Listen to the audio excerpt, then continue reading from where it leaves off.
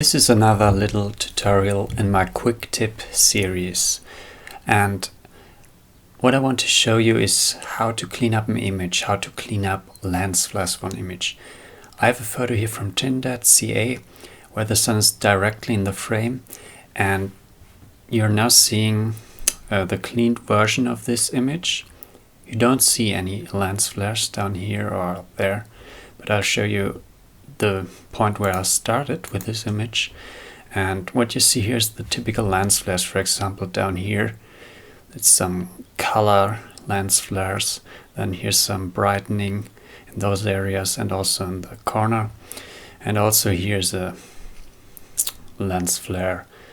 So not too drastic here, because if we look closely we see that this really is mostly change of color, and the structure beneath is still there, which is good. Also here it's just some brightening, and then the corners the same. Those lens flares are usually dealt with very easily, and I'll now show you how I did this.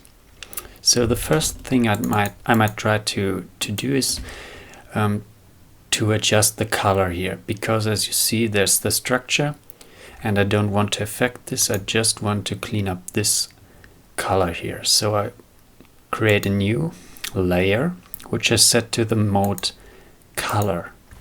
Then I get the brush and holding down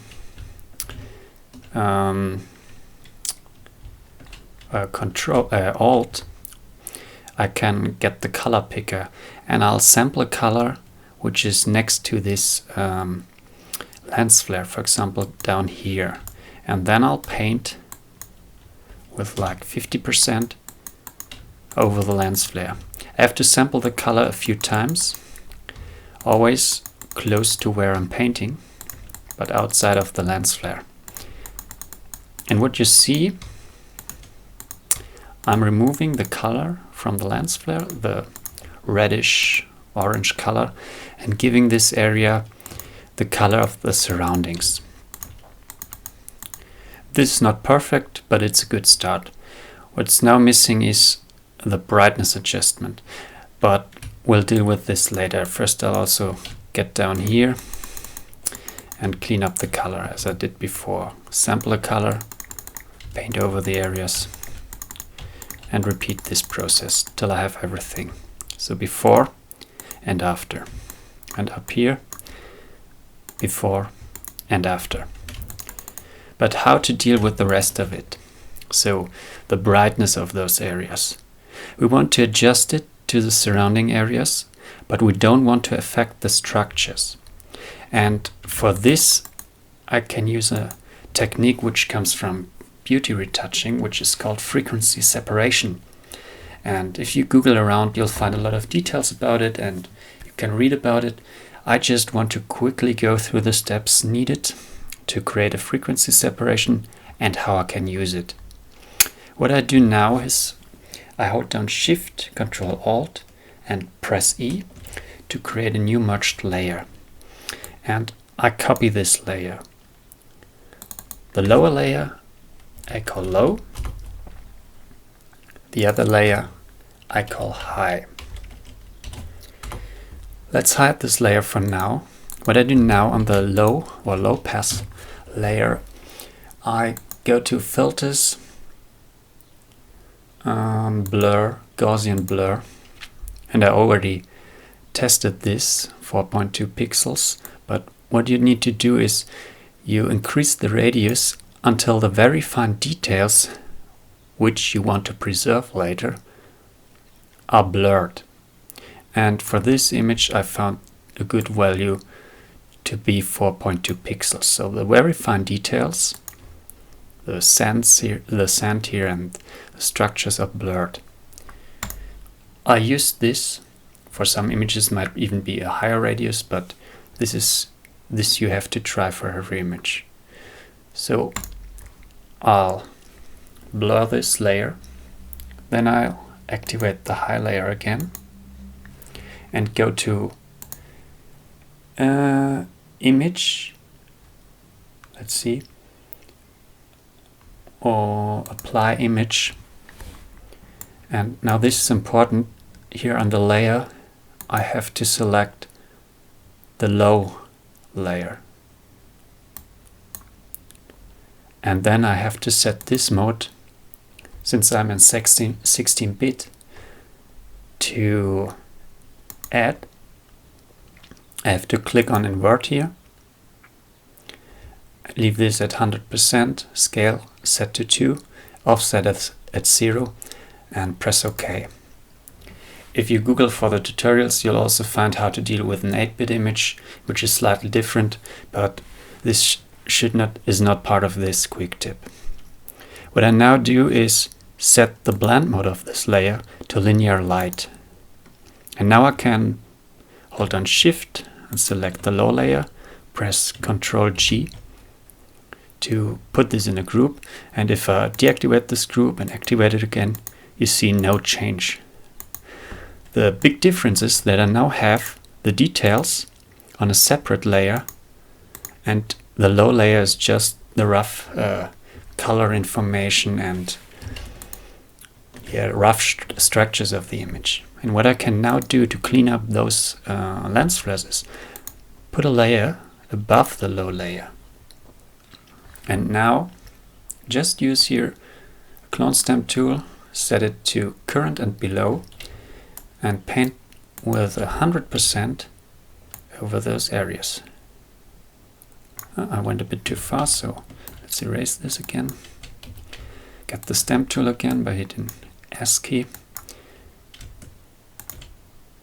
So this is really cool. At the edges here, where there's a shadow, I have to be a little careful, because even in the low layer this area is there.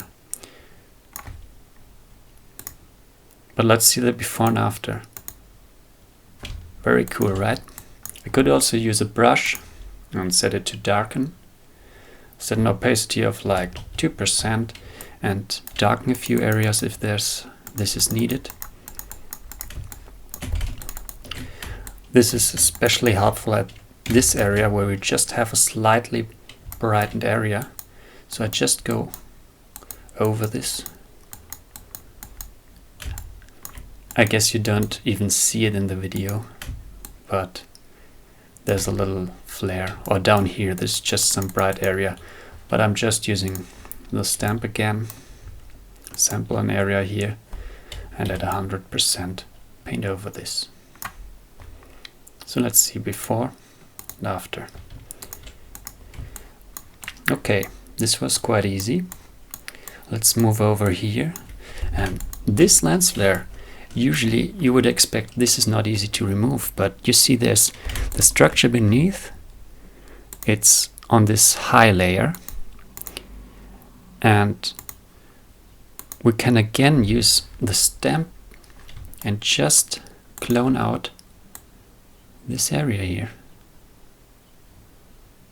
Yeah, maybe that's a little bit. Let's step back. Let's just use 50% opacity for the stamp and do it again. Yeah.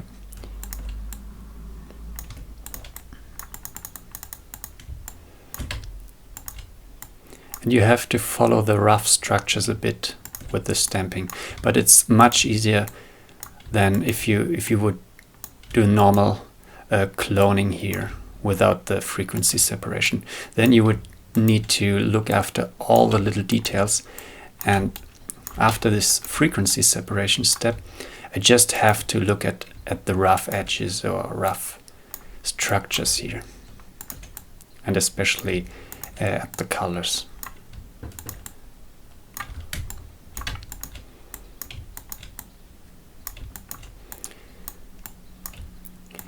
For me, it's usually I'm doing a lot of little brush strokes here, and step by step I approach the result I'm after.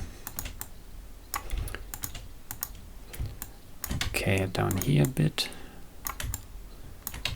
and down here we have a slight lens flare. Okay, maybe I go to 90%. By the way, I'm hitting the number keys to change the opacity here. So if I hit the 9 or the 8, it's 80 or 90%. It's a very easy way to switch.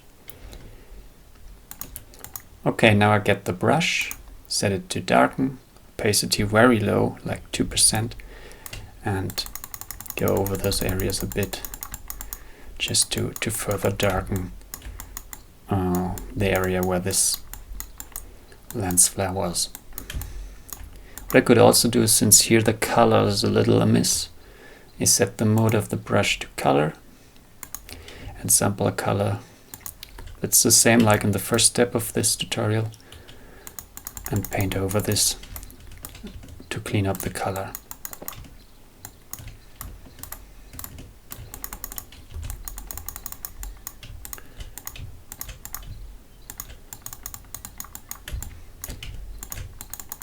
So frequency separation can be very helpful if you need to clean up a landscape image. You have to remove lens flares.